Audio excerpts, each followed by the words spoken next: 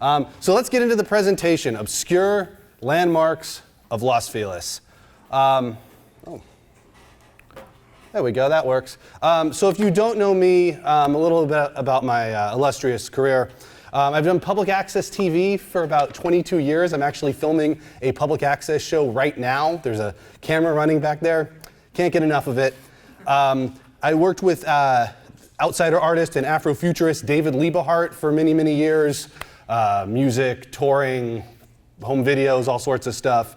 I have my own tour company of sightseeing tours, kind of specializing in pop culture stuff. It's called Cool LA Tours. My bread and butter is Real Housewives of Beverly Hills tour. But I also do Vanderpump Rules, do the OJ trial. Had to stop the Curb Your Enthusiasm tour because it just attracted like weird, uptight people like you would see on the show. It got a little too real. I was a candidate for governor in the 2021 recall election, nonpartisan. So just to say that, nonpartisan. And then I wrote a book earlier this year called Behind the Scenes in Los Angeles, which I'll talk more about and will be available after the presentation. So what is the through line to all of this besides please pay attention to me? It is that I love California, I love Los Angeles, and the people here and all the interesting people, and any way I can be involved, contribute to it, you know, I want in. So today we're going to be talking about landmarks. Now, what is a landmark? To me, a landmark is anything that breaks up the monotony of the environment, anything that has a story behind it, that's a little bit different, makes you go, oh yeah, didn't know that. So this is Buena Vista Street at Disney's California Adventure.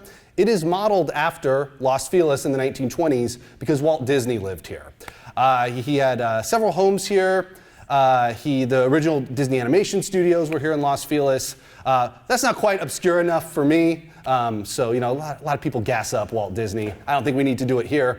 But I loved finding this. They're like, yeah, we made it Los Feliz. There's a gas station, a store, a bench, but like that's what a neighborhood is, right? And so I just like, I don't know how what their version of Los Feliz is not the one that we're going to uncover today.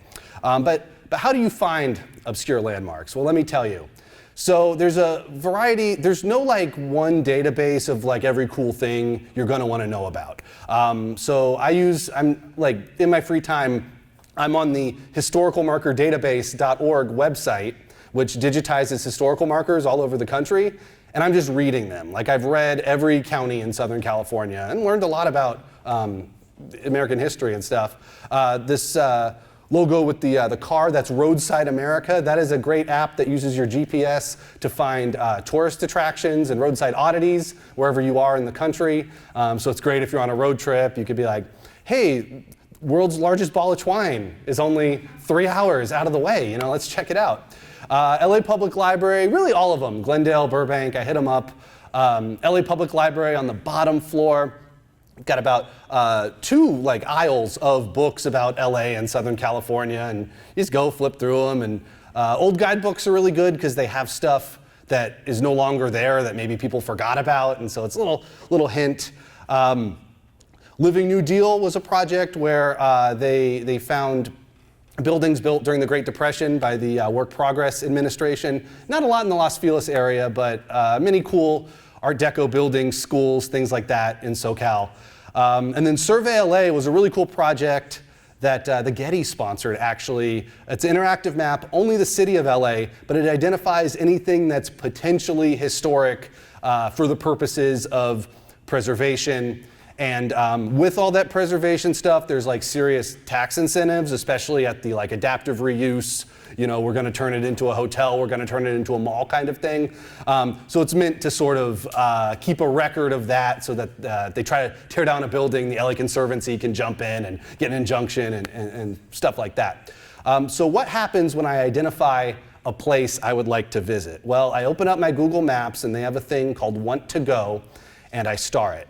So these are all the places in Southern California that I want to go to currently. There's about 900 places there.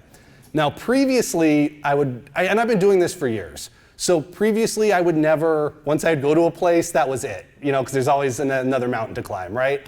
And I've started forgetting them. So now when I go to a place, I put a blue dot, which is what you see here. So the blue dots are all places I can confirm are cool and interesting. And then you mix it with the green, and it's all sorts of stuff. It's museums, it's old homes, it's true crime stuff, weird stores, just anything I'm interested in. Because if you're thinking of doing something like this, you're going to be able to curate your own list better than anybody, and you can find stuff. And then when you're looking for something to do on a Saturday, you pull up and like, hey, there's this museum in West Covina, and then you look and it's like, oh, but then they also, not far from there, there's the Donut Hole second location where it's still shaped like a donut, but it's a taqueria now, but you can still drive through the donut. And then, maybe we'll hit up a public park, and then, you make a day out of it. It's a lot of fun. So within all of this, I wrote this book that came out this year called Behind the Scenes in Los Angeles.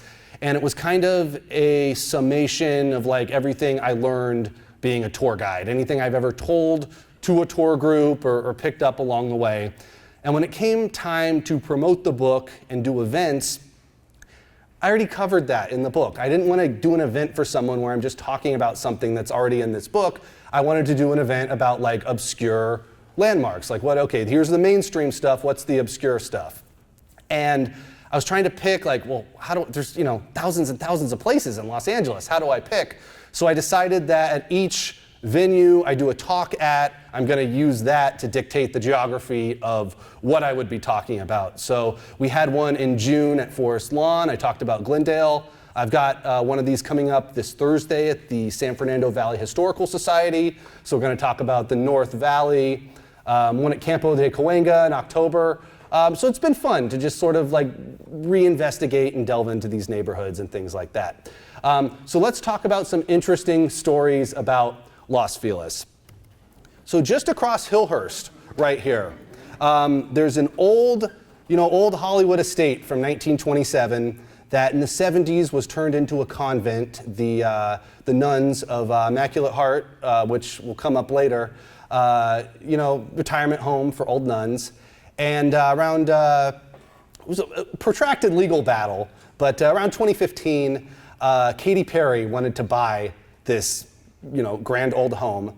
And she organized a deal with the Archdiocese of Los Angeles that she was gonna buy this mansion. Okay, great. But the nuns didn't want to sell. They said, we've been living here longer.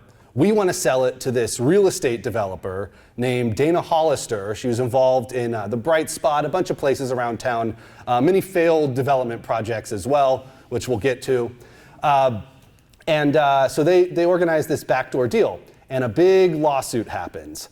The judge ends up ruling that the developer acted with malice by trying to interfere with this deal that Katy Perry had already set up with the Archdiocese. So they ended up ruling in favor of Katy Perry. She got awarded all these damages, legal fees, stuff like that. And these were the two nuns that were left living in this convent. It was like, it was winding down. And they both testified in the trial. And then after that, one of them died, presumably from all of the stress from this thing. So Katy Perry's greed killed a nun. And it happened right here in Los Feliz, right? Okay, next up, the filming location to Melrose Place is just off of Vermont down here. Now there is a real Melrose Place street in West Hollywood. It's about a block long and it's a commercial street. There's like Alfred Coffee and some furniture stores and stuff like that. This apartment is on Greenwood Place. So still Place, pretty good, right? This on the left, that's what it actually looks like. I was there the other day, snapped the picture. On the right, they did a pretty good job. That's the one from the show. There's actually no pool in this old 20s apartment building. I don't really think that was very common, but LA, they want to portray it and stuff. And if you were to watch Melrose Place, it's not like sometimes when they do one of these shows, the Brady Bunch house, there's the establishing shot, and then they never go there, you never see the kids in front. There's like hundreds of episodes of Melrose Place, and they're outside of this building all the time. Jake getting his motorcycle, Billy and Allison talking, and I just think of what an inconvenience it was for the people of this neighborhood to have them filming all these episodes of Melrose Place. Okay, some people might recognize this sign. This was on the corner of Riverside and Los Feliz, next to the Mulholland Fountain for many years. Hotel Californian, so not the Eagles song. Hotel Californian, actually one of the oldest neon signs in Los Angeles. It dates back to 1927. It was on the original hotel, which had become like a tenement apartment building. There was an arson fire. It was taken to the scrapyard, and then they decided to save it. So they just put it in Griffith Park. And I really liked that. I liked being able to just drive by the sign and see it. And it kind of decontextualizes it, so it's not really advertising anything. It's just like a fun shape and a little bit of history and stuff. There were 2 signs, as you could see. Rumor has it that Diane Keaton bought one and put it in her backyard. And then the other one went back to the Westlake area where the building was originally. This is low-income housing, and they put, if you can see up on the roof, the Hotel Californian sign is back up, so you can go see it now in the MacArthur Park area. And I always love when you get reunited with something that you've driven by so long. I don't know if anybody grew up going to Santa's Village, but they reopened it, and it was a theme park. I had all these memories as a kid, and then it reopens and you get to experience it as an adult with a developed brain, or Tale of the Pup reopening, and it's just oh, the hot dog building's there again. Great, Move on to some nature stuff now. There's a bird sanctuary in Griffith Park. So if you're going up Vermont to go up, everyone, you either stop at the Greek Theater or you keep going up to the observatory. But just right there, and they got a little parking lot, there's a bird sanctuary. When I was there the other day, I got there kind of late. It was hot. I saw this California scrub jay. But you go in the morning and it is a cool, peaceful place. Not usually rattled off in the list of Griffith Park attractions. You hear about the carousel and the old zoo and stuff, but a cool little spot. And I had always heard that the rock band The Byrds, BYRDS, had taken the album cover of Mr. Tambourine Man at the bird sanctuary. So I went and tried to find it, and the problem is it's in this canyon, so you lose cell phone reception. So I was having trouble pulling up, the picture to line it up or whatever. And then in the course of research, so some nerd found it was actually at Ferndale. So actually still in Griffith Park was where Mr. Tambourine Man was. And then also the album cover for Untitled. This is a later Byrds album. That staircase is the staircase at the Griffith Observatory. And they put this psychedelic or mountain background there. But yeah, utilized by great artists of the 1960s. Moving to sports. So I'm not a sports person at all, but I like a good story. So back in 1920, Babe Ruth is playing for the Boston Red Sox, and he's out here in Los Angeles playing golf, as you do at the golf course up in Los Feliz. And he's in the middle of his golf game, and his agent comes to him, some people from the Yankees and the Red Sox, and they said, hey, we've worked out a deal. We're going to trade you to the New York Yankees from the Red Sox. And he's like, let me finish my golf and have breakfast. So he finishes his round of golf, has breakfast, and then he decides he's going to take the trade. He was trying to negotiate a better contract with the Red Sox. They didn't want to pay him more. So he goes to the Yankees, becomes the greatest baseball player of all time, and the curse of the Bambino is started. And it started right here in Los Feliz. It's not an East Coast thing. It's LA, because there's recreation. He's playing golf, and it's, I don't know, fun story. All right, so one of my recent special interests is trying to find adobe buildings around Southern California. There's about 20 to 40 of them still standing, depending on what source you read and stuff. So in Griffith Park, the neighborhood of Los Feliz is named after Vicente Jose Feliz, who was actually on the Anza expedition in 1776. Same year that on the East Coast they're having the Revolutionary War and America's founded and all of that. A party left Mexico to find an overland route into Alta California. It's called the Anza expedition. On the 60 freeway, there'll be those signs commemorating it. You probably drive right by. But an important moment in California history. Mr. Feliz was on the expedition, so he's given the land in Los Feliz. His heirs built this house in, I read 1853, but then I read also this morning mid-1830s, so I'm not really sure. But the heirs of the original land grant built this adobe house. It's on Griffith Park on Crystal Springs Drive. And today it's used as what they call the Park Film Office. So if you're trying to film a movie in Griffith Park or any of the other parks in the city of Los Angeles, and that stretches down to San Pedro, up to Porter Ranch, all that good stuff, basically the city's got their hands in your pocket, and they're going to charge you a little bit of money to film at the park. So I had a job interview there a couple years ago they need people to when they're filming in the park, they need city employees to stand there and make sure the Hollywood people don't cut down any trees or damage the park or anything. So their office is in this haunted old adobe. So you walk in and it's just all these desks and total boiler room shakedown vibe. You're walking past the desk and it's just well, you actually have 21 crew people, so you will have to hire an additional park safety aide. Just trying to get as much money as they can. There's an old fireplace in there. It wasn't running, but it's a really creepy building. And they did that thing where they make you wait forever to get the job interview. So I'm in there for 40 minutes just looking around, super creeped out. Luckily, I didn't get the job. But as I'm walking out, I see the plaque here. That's another tip, by the way. Always read plaques. Always, if you see a plaque, pull over. You never know what you're going to find out. And yeah, I found out, I was oh, this actually was worth it to come down here because I found another adobe building. All right, we're driving out of Echo Park, or Griffith Park now, and you've probably driven by this bust here near Ferndale. This is Leif Erikson, the Viking. This was placed in 1936 by the Nordic Society of Southern California to commemorate Leif Erikson landed in America in the year 1000 AD. So he was actually Canada, it was Newfoundland, and there were people living here for tens of thousands of years too.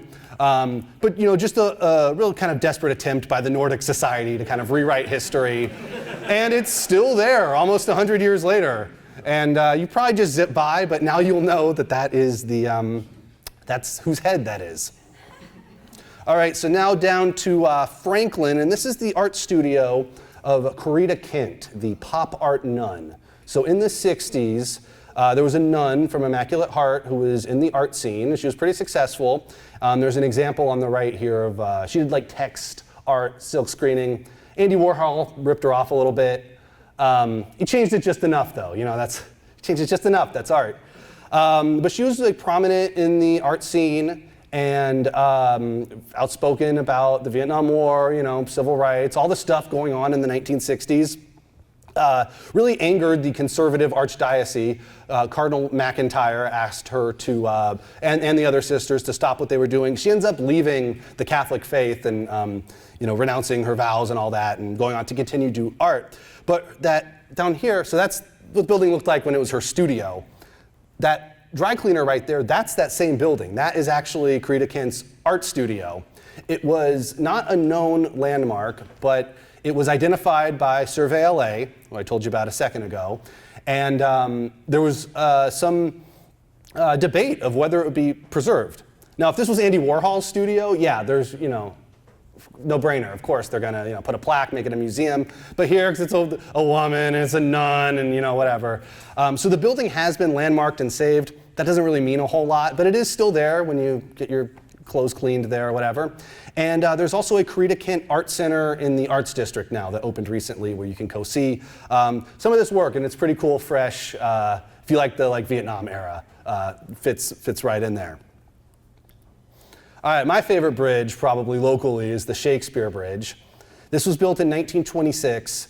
So, if I could travel back to any time in Los Angeles, number one would probably be to see the Doors or something on at the Whiskey. But the number two would be 1926, 1927. That's when LA was really popping off. That's when the Chinese theater was built. Because you had all this money from Hollywood, you had all this oil money, real estate was going nuts. And then a few years later, the Depression happens and that's kind of it. And we still have most of these buildings. But it would have been really cool to be here when all this stuff was brand new and additional cool old buildings that have since been torn down. So the residents of the Los Feliz Hills needed a bridge, and they thought, yeah, Shakespeare, that's a great idea. And it's just cool and whimsical, and they used to like put thought into things and like want to make things look nice and be interesting, and it just doesn't happen anymore.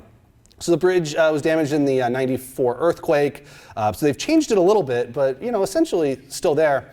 And what I like to do when I drive across that bridge is I say, Shakespeare Bridge, like in like a Shakespeare voice.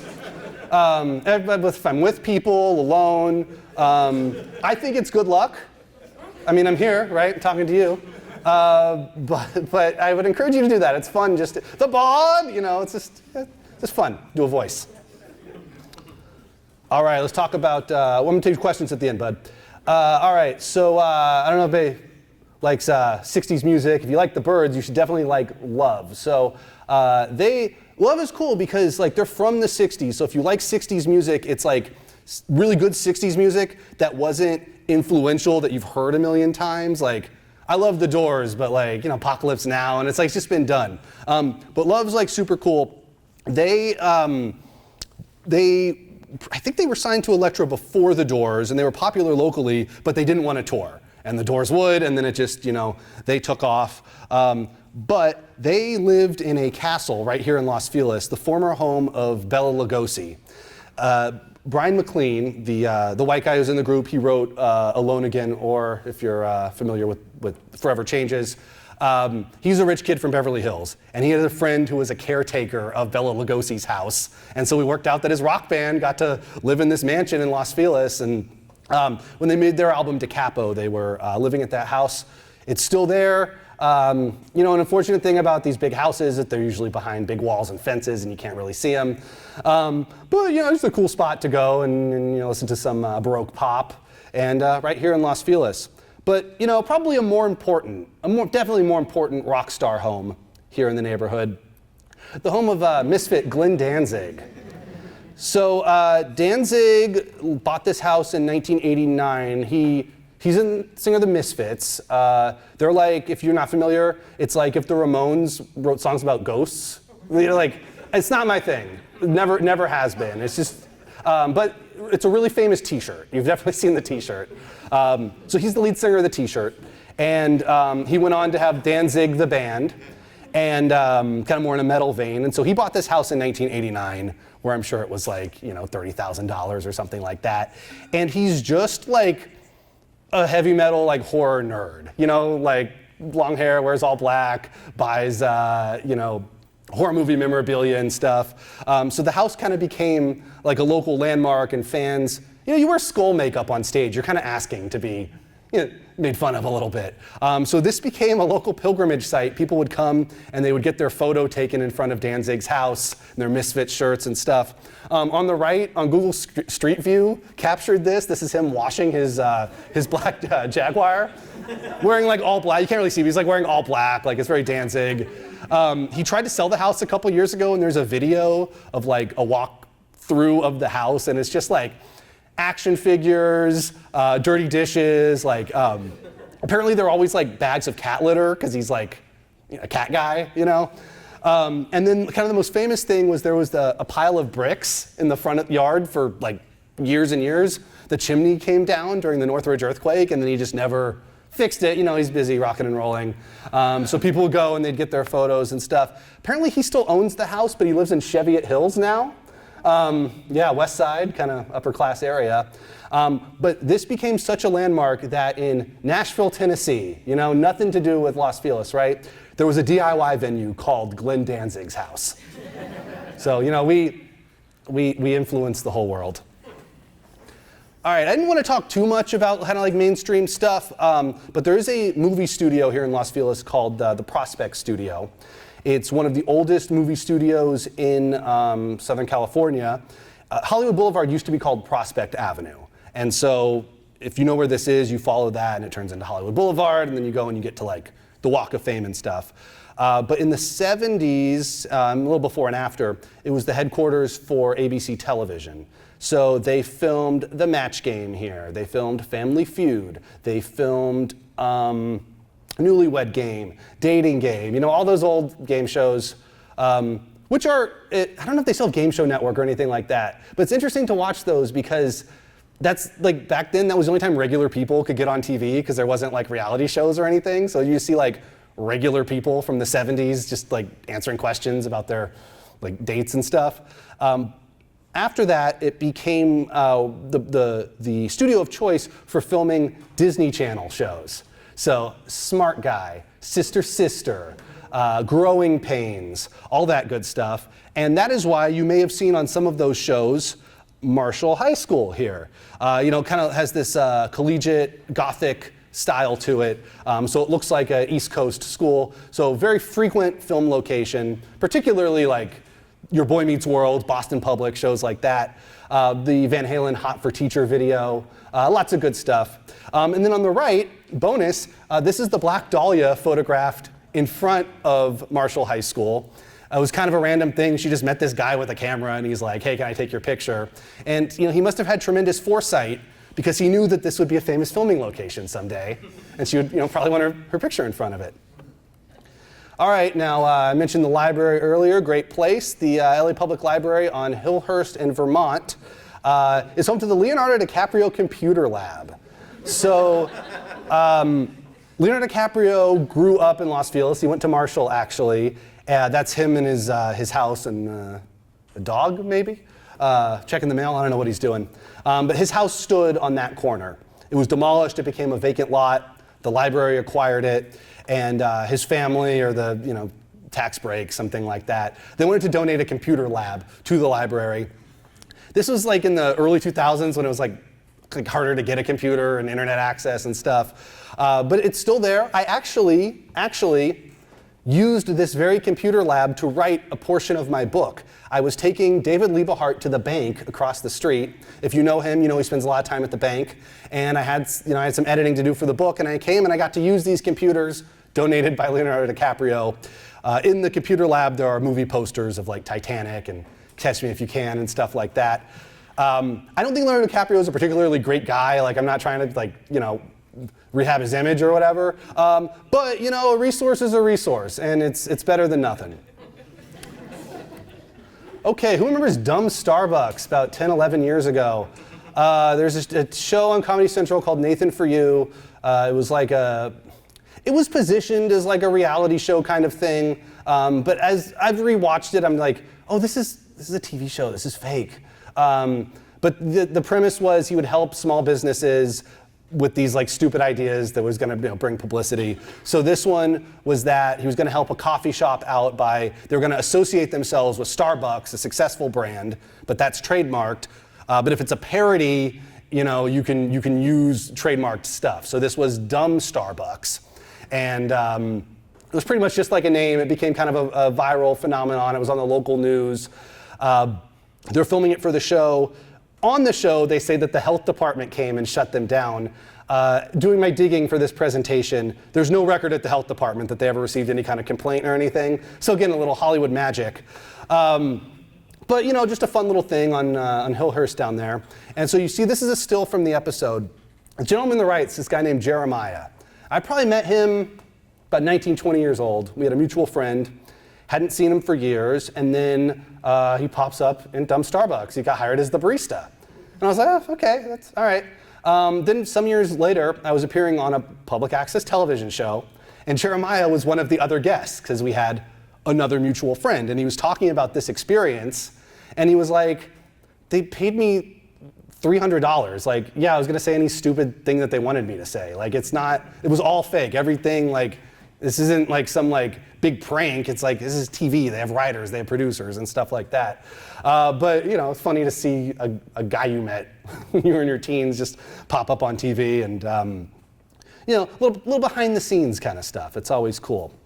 So another local characters, Marty and Elaine from the Dresden Room. So they were this lounge act. He's pictured here with the bass. He didn't play the bass. He played the drums. And they would always have a third member playing the bass that was like a different guy. But they was in the Dresden Room, this kind of old bar, old kind of, old school vibe.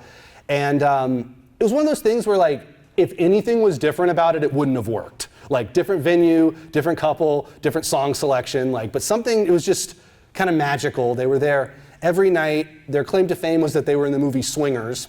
They're featured briefly. And up until Marty died a few years ago, they were there 5 nights a week. And I always just assumed they had been there since like the 60s, the 50s. It was some relic of, this bygone era where they used to have live music and stuff like that.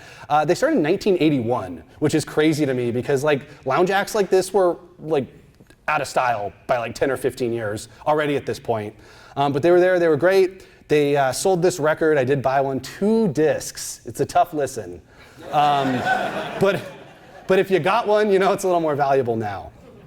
All right, another local hero, Forrest Ackerman and the Acker Mansion. So this one was unfortunately before my time, but Forrest Ackerman was a sci-fi booster, let's call him. He loved science fiction. He was the literary agent for Kurt Vonnegut, Ray Bradbury, L. Ron Hubbard, and he had in his house, the Acker Mansion, this amazing collection of sci-fi movie memorabilia. You can see some of it here. R2-D2, practical effects and masks and stuff like that. And as the story goes, you could just knock on the door and he would like show you around the house if he was there. I feel like that's a lost thing too. House museums where the person, like the Bunny Museum used to be like that. You just kind of show up and anybody out there is a homeowner or something. If you want to start a museum in your house, like I'll go. That's all I'm saying. But yeah, he had this cool sci-fi museum. When he died, they sold off all the stuff. But he was living in Los Feliz at the same time as Danzig, and I like to think that Danzig, the sci-fi fan, got to go to the Acker Mansion once or twice. So on the corner of Franklin and Vermont, it says Forrest Ackerman Square. It's near his house. They named it after him. But there's a restaurant I love called the House of Pies. So the House of Pies, yes, thank you. The House of Pies had at one point like 300 locations across the country. There's now only this one left in Los Feliz. And you see this one on the right? This is in Houston, Texas. There's 6 locations of this restaurant in Houston, and it looks exactly the same. So that's baffling to me that Texas, California, different places, whatever. People are having the same pie experience in these, desperate regions. It's just a really cool thing. And now that you know that this is the House of Pies building and what they're supposed to look like, there are a few others around town. I think in Studio City, there's one on Ventura right there. But, cruise around, keep your eyes open, and, you may find a former House of Pies location. Or go to Houston, they have 6 locations. Pretty cool. All right, talking about defunct chains. So H. Salt Esquire was a fish and chips chain. The guy who founded it was actually named H. Salt. And I love when there's a great, because it's salty food. So I love a great coincidence. Smart and Final, if you didn't know, founded by 2 guys named Smart and Final. Yeah. But H. Salt had this fish and chip company. It got acquired by KFC, and then KFC decided they didn't want it, so they sold the franchises back to the franchise owners, and they all operate independently. There's about 30 of them left around Southern California. Some kind of have this old English vibe. This one, I think they changed the name. It's just called Salt now, and the exterior is updated, but the inside still has this vaguely Tudor kind of theming. Food is not good. Food is not good. I remember I was in there as a young man, early 20s, and I order my food and I sit down to wait for it, and I look around, and every other person in the joint was a single guy eating by himself because eating for subsistence. And that was seriously a turning point in my life when I was like, I need to make some changes. Or I'm just gonna be eating at H. Salt, until I die. But in that parking lot, so this is on Vermont and I think it's Hollywood technically at that point, near that Rite Aid, which is now closed. But there's a Fat Burger in that parking lot. And this is a story I heard from Ryan. Apparently, this is his older location of Fat Burger, probably one of the older ones in the city. Apparently, if you remember Paul Lynn, the old comedian from the 60s and 70s, appeared on Match Game frequently. As the story goes, he would pick up male sex workers, and then afterwards he'd be like, are you hungry? Do you want to get a burger? And they would go to this Fat Burger, and you could just see him there eating at the Fat Burger. Now, where did they film Match Game, folks? Prospect Studios. See, so that makes me think that this is probably a true story because he's placed in the same area. And it goes to show why it's important to have really like a breadth of knowledge about things, is because you can make these connections and elicit new insights. Okay, this is one you're going to have to visit in person. So this Bank of America that's here on Vermont and Hollywood, it has inside this great mural behind the tellers of Hollywood Boulevard in the 1970s. And it comes from, if you see this building here on the right, this is the old Bank of Italy location, became Bank of America. This was kind of their flagship location in the Hollywood area. That's where the painting was originally home, and they wanted like a Hollywood theme or whatever. This is now the L. Ron Hubbard Life Exhibition, which I would not recommend if you're easily talked into things. Just stay away. We'll say the Scientologists, though, and this is all I'll say, big on the historic preservation. Lots of old buildings still standing. You can go into them. You may not come out, but they are still around. So Bank of America moved the painting to this location. It's a really cool painting. They won't let me take a picture of it because it's inside of a bank. So you're going to have to go here and look for yourself. But I've talked to the security guard about it. I've been like a few times over the years. He's like, oh yeah, great painting. Yeah, people come in all the time to see it. Can I get a picture? Nah, man, of course not, All right, well, I didn't want to talk about like mainstream architecture, Frank Lloyd Wright, or anything too much. I feel like that's a little too, what's the opposite of obscure? But the Barnsdall Art Park down there has the Hollyhock House, and it's open. You can go in it, and there's the Los Angeles County Municipal Art Gallery, art classes, things like that. But it's always fun when there's a location when you think you know everything about it, it's done, you can take the little dot off of the Google Maps, and then you find out something new about it. So over on the western edge of the park, the Hollyhock House was designed by Frank Lloyd Wright. He didn't finish the project. He had he would always like fall out with the people who hired him. Also, his houses are all like falling apart and stuff. Not my thing. But the house was finished by his protege, Schindler. And Schindler built a terrace with waterfalls and pools, and it's over to the western side of the park, damaged in the '94 earthquake. That thing really did a number, right? And it's been closed off for, since then, 30 years. But if you go, there's like ruins you can see of like this cool, like modernist design. And people don't know about it. There's no plaque or anything. But, it's news you can use. You put that in your back pocket, and it just, you can go there again and be like, you ever seen that? And, sharing joy does not diminish it. You know what I'm saying? All right, another studio. Former location of KCET, yes, now owned by the Scientologists. It's actually the longest continuously operating movie studio, I believe, in the country, definitely on the West Coast. But 1912 was when it was originally founded for silent movies. It was KCET for a long time. Huell Hauser did his show out of there. So there is a plaque commemorating that. But also, there's this really cool plaque that says that spot is the original northwestern corner of the Pueblo of Los Angeles. So Olvera Street was like the center. There's another one of these in East LA on Washington and Indiana, something like that. And the plaque has been stolen. So it's just like the brick thing, which is why websites like Historical Marker Database are so great, because you can read the plaque, they've been digitized. So there's an eastern marker, and then this one's on the west, but like, you kind of imagine like this was as far as LA went back then. People would be like grazing their cattle and stuff like that. But I always like to connect to kind of like that older part of history, because there's so much more in California than just like show business and true crime, and that stuff's great. But I just find that whole period like so romantic. 'Cause it was like harsh life, obviously catastrophic for the native population, but like the scenery is just like so beautiful and just like so romantic, and it feels like something like they don't want us to know about. Like they don't want us to know that this used to be Spain and then it was Mexico, and it's like, no, it's an Anglo city, this is how it's always been. But yeah, KCT in the northwest corner. Got a couple more for you. The Bates Motel Takes its name, A, from the creepy motel from Psycho, but then it's literally on Bates and Sunset. So this was like a crash pad kind of party hotel for many years. The neighbors wanted it torn down, so it was finally shuttered, and it was acquired by the woman who tried to get Katy Perry's house and then had to pay Katy Perry a bunch of money. And they were going to develop it into a hotel.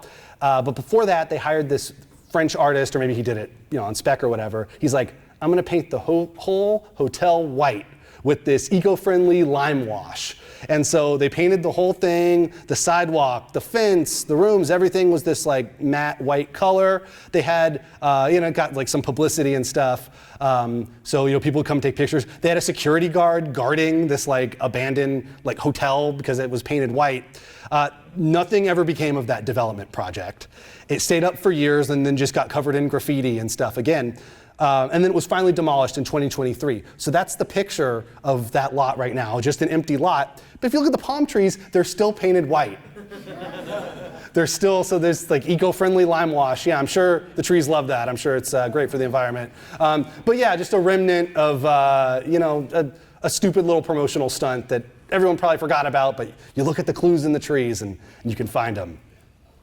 Okay, Waverly Drive. So important for a couple reasons. Captain Beefheart grew up on that street as a child. He was probably autistic. So he was a child prodigy. He would paint the animals at the zoo. He actually had many art shows as a child at the Barnsdall Art Park. And then went on to do psychedelic experimental music. But it's also the location of the La Bianca house from the Manson murders. So I wanted to include this, even though that's like a big story.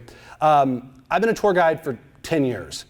I've been to the Tate House countless times. People want to see it on true crime tours. They want to see it on a tour of Beverly Hills. They want to see it on rock and roll tours because, the Byrds and all that stuff. No one has ever asked me about this house. They've never asked what neighborhood it is, where it was. This house is actually still standing. Charlie actually went to this house, but it's like, it doesn't fit the they killed a beautiful movie star thing. It's just like a grocery store owner and his wife. Maybe it gets a little too real, it's a little too dark. Speaking of which, it was purchased a few years ago by Zach Baggins, the ghost hunter. He sold it kind of ironically. So he paid $1.89 million and then ended up having to unload it a few years later for $1.85. So he actually lost a little bit of money, which I like because he was obviously just trying to capitalize on this horrible thing that happened, and then he ended up losing, some good chunk of change. So it's still there. They've changed the address, but it won't be crowded because you go to the Tate House on August 8th, and there's modern day Manson followers there taking pictures and stuff. Here, you'll have it to yourself. And then I wanted to end on this. So in a parallel universe, this event would be taking place at this exact moment, just down the street, the Sunset Junction Music Festival. So it dates back to the 1980s. Silver Lake was gentrifying, and this was a street festival that was meant to quell tensions between the Latino community and the gay community who was moving in and gentrifying Silver Lake. How'd that turn out? How's Silver Lake these days? It happened. But for a few decades, we had this great music festival. They would close off the street, and it was free for many, many years. And they would book bands and stuff.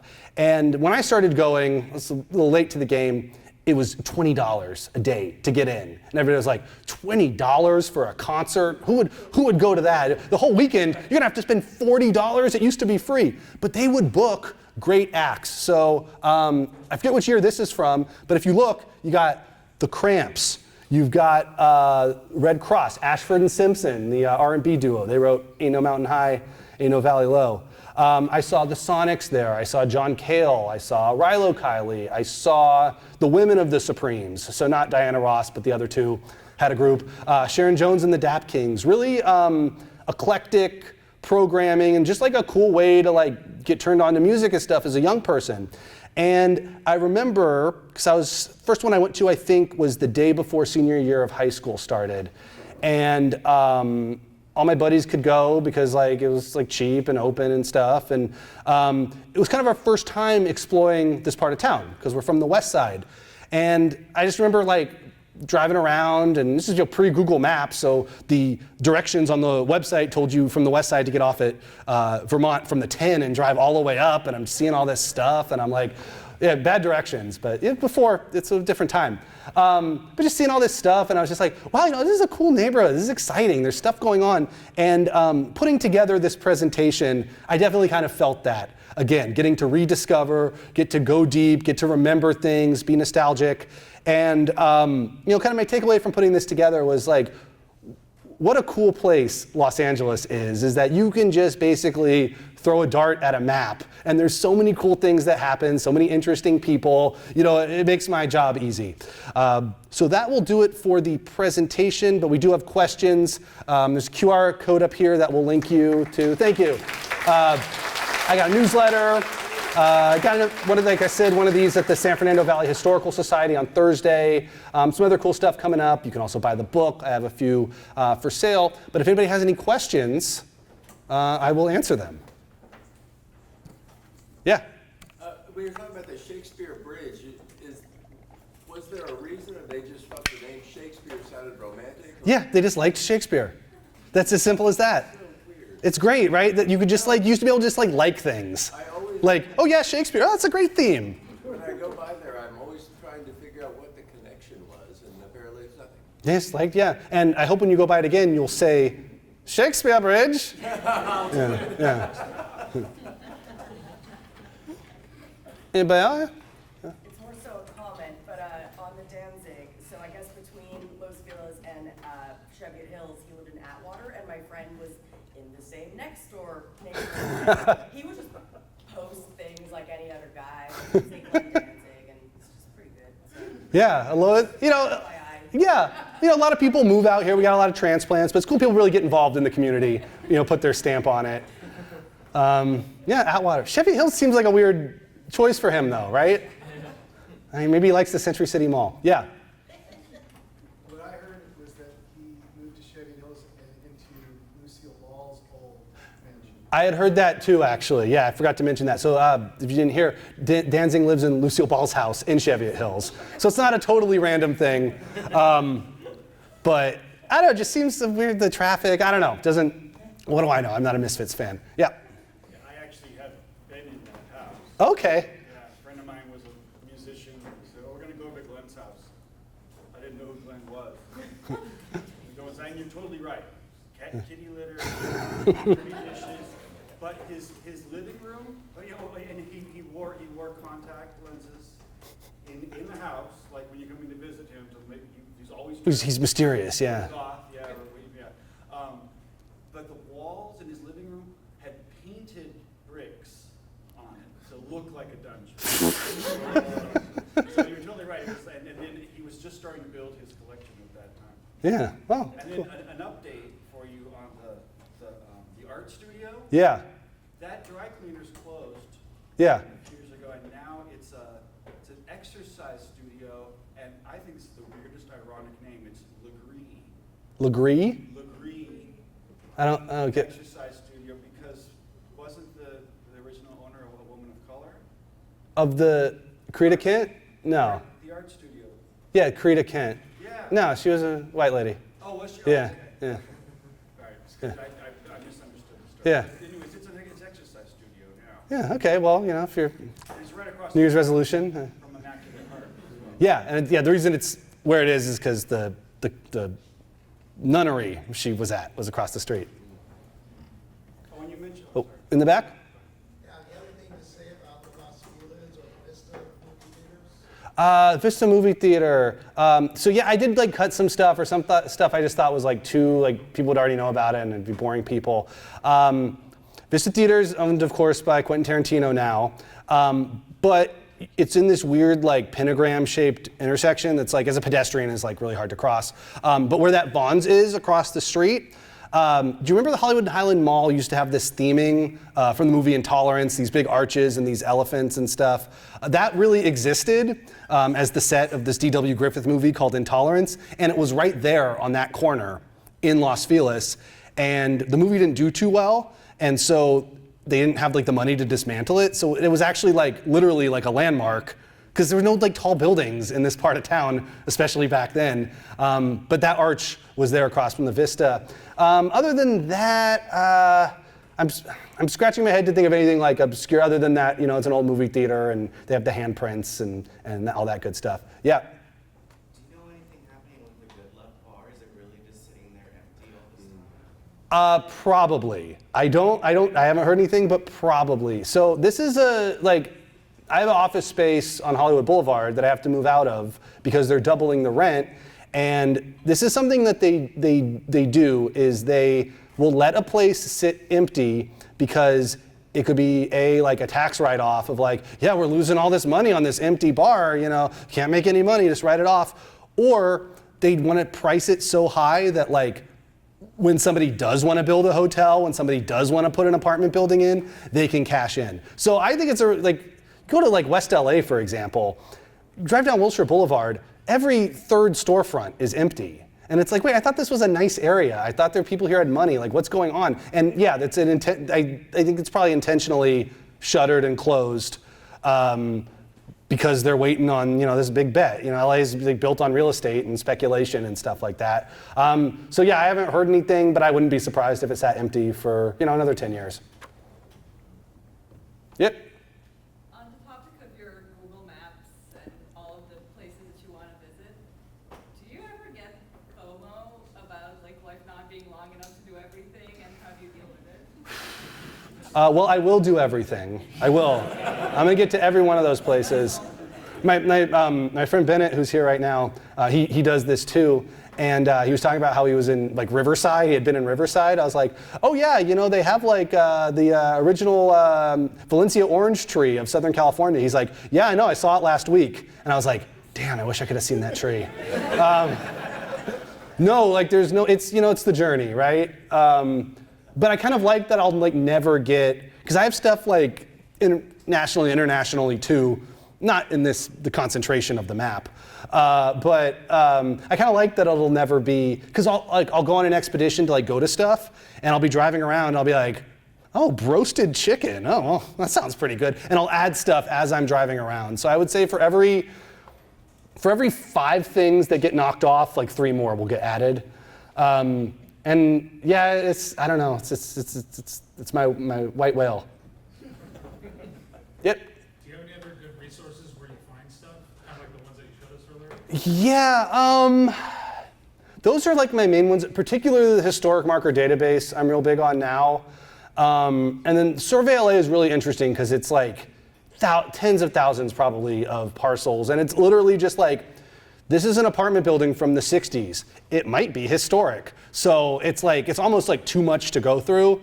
But I found like, I was looking in like West LA, like near where I grew up, and there's a building on Overland that was like a, like during World War II was like a not Viet, what are they, a USO kind of building. And they would like have troops there, and they'd have live entertainment and stuff. And I think it got converted to a house, but it was a building I'd driven by, never knew that history, and I just happened upon it. Honestly, my main suggestion would be go drive around. If you ever have like a long drive to do, Google Maps, I'm really plugging Google Maps today. They have a thing, avoid highways. So last week, girlfriend and I were at the Queen Mary, wanted to get sushi and Cerritos. So, hey, let's take surface streets from Long Beach to Cerritos, see what we can see. And it was fun. You know, we drove by some interesting stuff, and I don't think anything in particular I can think of, but yeah, you just go out and you can look around, and you know, you kind of shift it from like, oh, I'm in traffic, it's going to take so long, to like, yeah, just cruising around the suburbs, you know, listening to music, you know, having a good time. You know, if you see something you can pull over, you can take a picture. You know, you kind of, I try to, you know,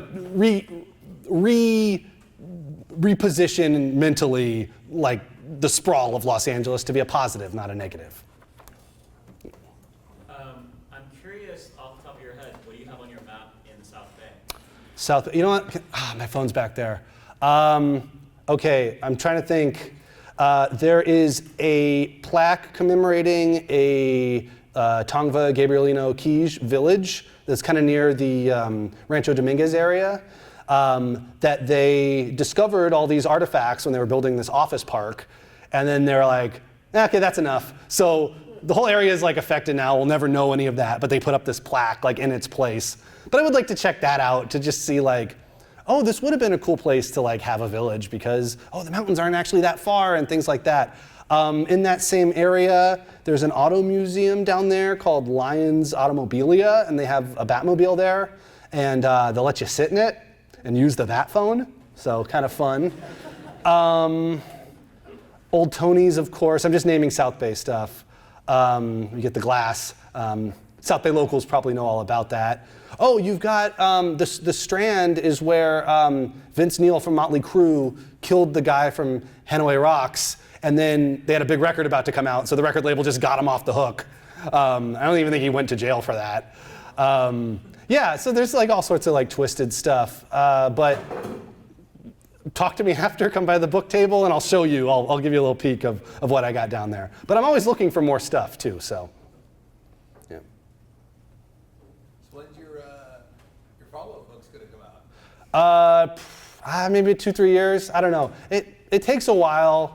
I'm working on it now, but like this book is going to be new for 2 years, so I'm going to get as much mileage out of that as I can, and then start another one. And I want to do a podcast. I want to make a movie. There's a bunch of stuff I want to do. So we'll get to it, but sooner than you think. Yeah. What would be your favorite obscure LA foods, restaurants, spots you go to? Oh, good one. And then House of Pies, but just somewhere you actually really love that's really bizarre. That's really bizarre. I think it's still there in Temple City or something. It's called like Uncle Yu's Indian restaurant, and it's not like Indian food from India. It's like Native American themed, and it's like a Taiwanese restaurant that's Native American themed, and the guy wears a headdress, and like, yeah, no, it's like. If it was in like any other neighborhood, if it was here, oh, forget about it, whatever. But because it's like out in the suburbs and it's this, Taiwanese diaspora doing it, it's like under the radar, and like it's still totally offensive. You know what I mean? Like it's still like weird being in there, but it's just not on the radar. And it's like, yeah, it's in poor taste. It's got really good, authentic Taiwanese food, and it's themed. So I believe it's still open. But yeah, that one is a super, super weird one. And it's one of those restaurants too, where there's like a picture of the owner on the sign, and then you walk in and he's just like in there, just like, yeah, I always like that. What's it called? Uncle Yu's, I believe, YU. All right, well, I guess that's going to do it, guys. Thanks for coming. Keep in touch, please. Thank you to the Philosophical Research Society. I've got about 20 books left. They're in the back. If you want to buy one online, though, there's a link on this QR code. And hope to see you again real soon. Thanks. Well done. Oh, thanks. Thanks for coming.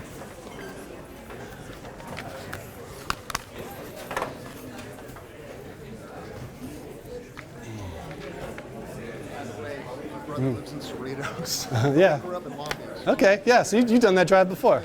Did that Taiwanese place used to be Jurassic Restaurant? No, that was a different spot. Because they would dress up like that too, but then there was dinosaurs. Yeah, and it was only open like 10 p.m. to 2 a.m. It had like really weird hours, I remember. Yeah. Yeah, I went there once. I didn't know what to do. Okay, well, I gotta turn this off.